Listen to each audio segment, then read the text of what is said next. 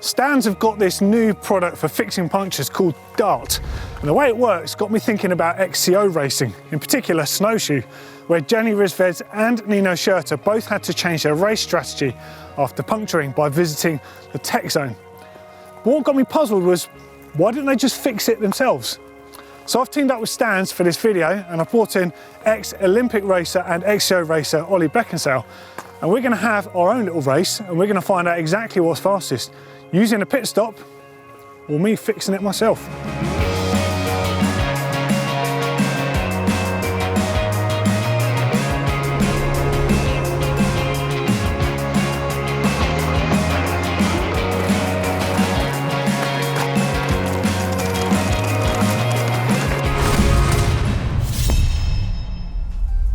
Okay, so the concept is pretty simple. We've laid out a short 2-lap cross-country course, complete with tech zone, manned by Henry. Now, part of the race, and somewhere around, both myself and Ollie are going to be receiving a puncture. Someone is going to stop us and puncture one of our tyres. We're not sure which one. The aim of this is Ollie is going to have to get back to tech zone in order for Henry to fix his bike, whereas I'm going to be using the Stan's Dart system, and I'm going to fix mine myself, and then hopefully beat Ollie to the finish. But let's find out a little bit more about how these tech zones actually work and what go on in the tech zones. Over to Ollie. So XCO racing has gone through some significant changes in the last 10 years. Gone are the days of 2-hour-long races of massive hilly 25-minute laps. The races have got shorter and shorter, and now winning times are under an hour and a half for both the men's and the women's. So technical zones were the old feed zones where riders used to take a water bottle, but are now able to fix mechanical problems as well. So an XC lap now is about 4 to 5 kilometres, and there'll normally be one tech zone which is visited from either side. This has meant that the teams can manage it far easier, so you only need a couple of mechanics to run the whole race.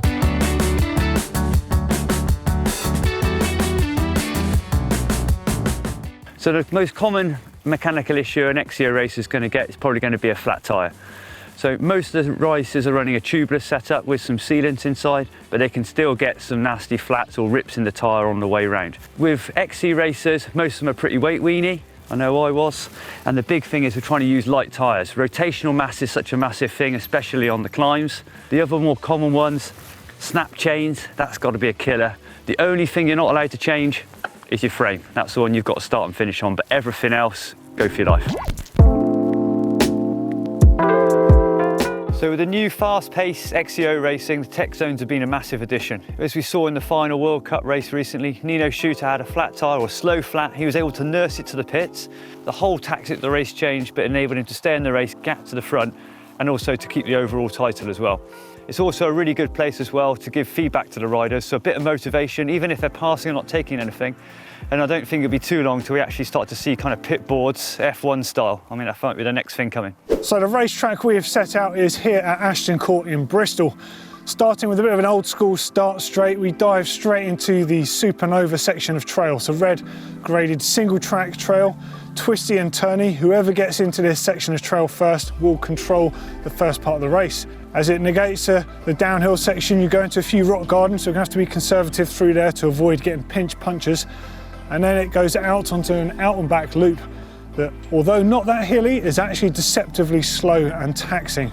Once at the back of the trail, you reach the quarry wall descent. I say descent, it's actually you've got to keep it gassing through there to maintain your power and speed. And then you come out on the horrible rocky climb. So this one is a bit of a lung burner, and halfway up this climb is the tech zone. So if you're going to have to use the tech zone, that's where it is. And then all the way up to the top, and then dives back in for lap 2 into Supernova. Now Ollie's clearly a much faster cross-country rider than me. He looks fast without even being on a bike, but I've got some great new tech that's going to help me out, and I'm going to try and get past him before he gets to that tech zone. Now let's have a look at the Stan's Dart system that I'm going to be using for this race. Now running tubeless tyres is pretty much an effective way of reducing your punctures. And there's a couple of different styles of sealant available on the market. You get the regular ones, or so-called endurance ones. They typically last a bit longer and they're not quite as effective as sealing holes. Or you get the race solutions. Now these dry up a lot faster, but they can seal much bigger holes. Typically used by a lot of enduro racers is essentially a rubber worm that's forced into the tyre itself. You pull the prong out and it leaves the worm in there. You would then slice the ends off using a blade of some kind, and then hopefully it will seal that hole. It's not guaranteed, and the downside is often these rubber worms are quite a lot larger than the size puncture you have, which means you're going to have to ream the hole out as well. So this is an effective system, but it does take time, and this is possibly why we've not seen it in XC racing before. Now this really is the beauty of the stand system. So you have here a very handy to hold, and more importantly put in your race jersey without any chance of injuring yourself like other devices. A system that's got essentially a dart on each end. So you've got two in here for use. They're both covered so they're not affected by dirt or moisture in your pocket, and they're ready to use within seconds. The idea is you stab it straight into the hole of the tyre. It's got a barb on there that holds it in sufficiently, and it's also got a carbon rod to help you push that through the tyre carcass accurately and to the correct depth every time. Now the really cool thing about these, if that wasn't cool enough already, is the rubber they're actually made from, this fuses with stands sealants, and it forms a near instant rubber bond. So really, if you can get this in fast, you're going to lose minimal tyre pressure. Now it is important to say that CO2 doesn't play that friendly with many tyre sealants. It can dry them out. However, stands are very quick to say also it's fine to use in a race situation to get going again. But you might want to release that air later and just inflate with a regular pump just to make your sealant last a bit longer.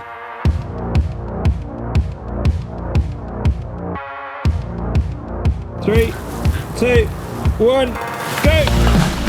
Oh.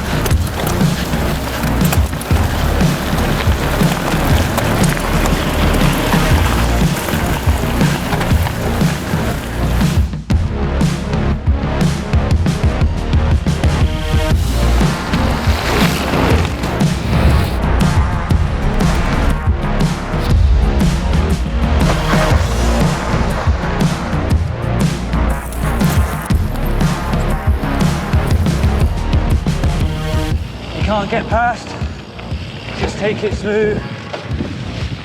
Give it a little squeeze here. I know this is the bits I can hurt him on.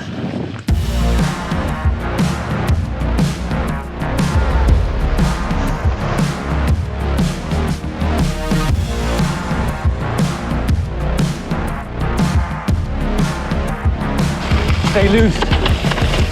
Oh. Just as I expected, Oli's already started to create a gap between us. What that's going to mean is I'm going to have to fix that puncture as fast as possible if I've got any chance of winning this race. Whoa, whoa, whoa! Just gonna see how you get on.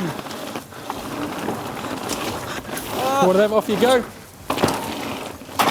Round two, coming up. Give me stuff, quick. Where is it? It's just there.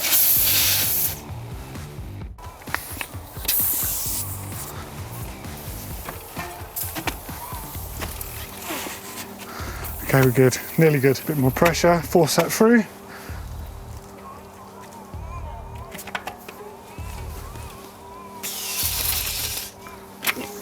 Right, leave that to me, boys. I'm off. See you later.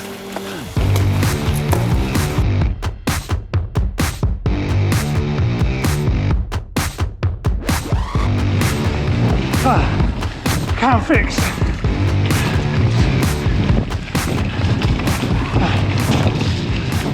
I've got to get past him, otherwise I have no chance.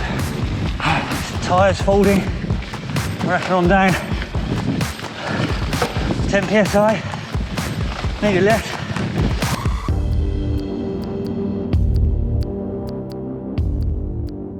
I knew I was going to have to get past Oli and keep him at bay if there was any chance of winning this race, but to be honest, my legs have had it. I just can't hack this pace. This is ridiculous.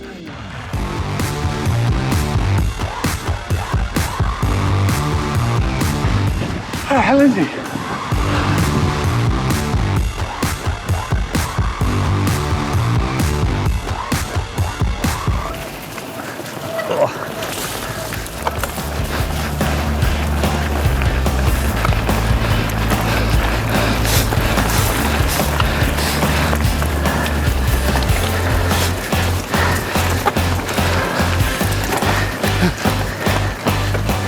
It's actually pretty nerve-wracking doing it when the race is on Normally when I've changed tyres, even on race weekends, it has been kind of under park firmware conditions. So let's see how we go. Oh, there he is. Back wheel. Right. See you later. Battle stations. Back one. Got to get thinking about big gear, yeah. Yeah. That was so sketchy. It's pretty low. Wheels all over the place. Uh, Come on, no, only if I don't pull him back, I'm never going to live this down. 15 seconds, right, cool. Super quick. oh. He'll feel under pressure now. Nice, quick one. Ready? I'll give you a push off, bud. Right, we're good. Go, go, go. In the biggest gear. Forgot the bleeding clutch. Ah! Pressure, pressure, pressure. Oh, he's going to be on me. I can feel him already.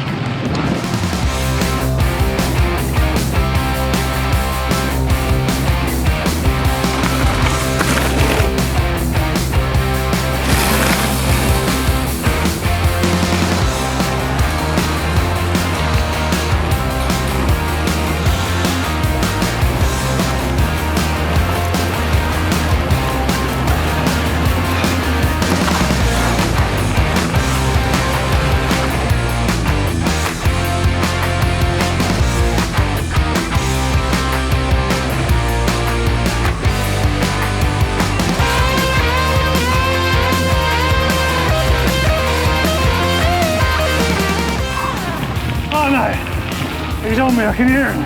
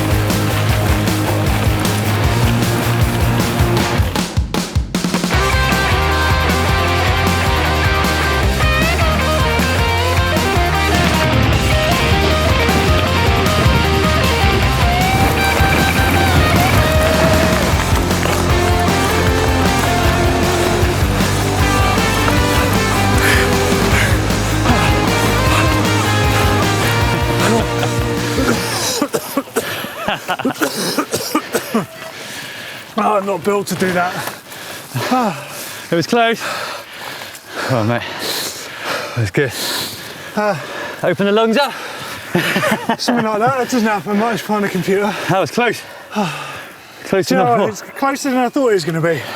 I reckon. So I lost 30 seconds when we changed the tyre. Henry did a quick job. I reckon a minute maybe in all the messing around. And what was your change to dart? I don't know. It was a bit of a fumble with the CO2. I think Right. maybe a minute. Okay. Hard to tell. Yeah. But I got going pretty good. It didn't feel like I lost much time. Yeah, when I got yeah. going, but It was still close. fumbling. Yeah, but like, without a doubt, I reckon a minute and a half. Do you think that could make a difference, like, with the right racer? It's worth popping it in, yeah. I think it's not a heavy No. bit of kit, it's light. I mean, I always would carry a CO2 with me anyway, just to get me to. So if I've got a CO2, the addition of that can just get me through. You've got 2 feed zones in a 5K lap, give or take. You know, and if you get it the wrong place, like we did today, I had to do 2K, a technical 2K. Yeah. That's flat and it's hard that's a going through long there. time. But if that was a big forest track climb with a couple of tech descents, You're lost. it's double that time. Yeah. So yeah, CO2 on one of those would be Awesome. definitely a good shout. If it's close. Enough of that for me. I'll leave that to you boys. Well, there we go. I think, well, clearly I didn't win using the tech of Stan's darts, but I'm just an office worker. This is the XC Pro. I think it was pretty close, to be fair. It was pretty close, yeah, you gave a good fight. Yeah, and I genuinely still believe that fixing it yourself could be an advantage for a racer, and maybe we'll see this popping up next year in the race season. I certainly hope so. If you like XC content here on GMBN and GMBN Tech, let us know in those comments underneath, and don't forget to give us a thumbs up. And if you want to see some more XC, I did a video with Blake about XC skills recently, and you can click on that one below. don't forget to give us a thumbs up and hit that subscribe button. Cheers, guys. Bye.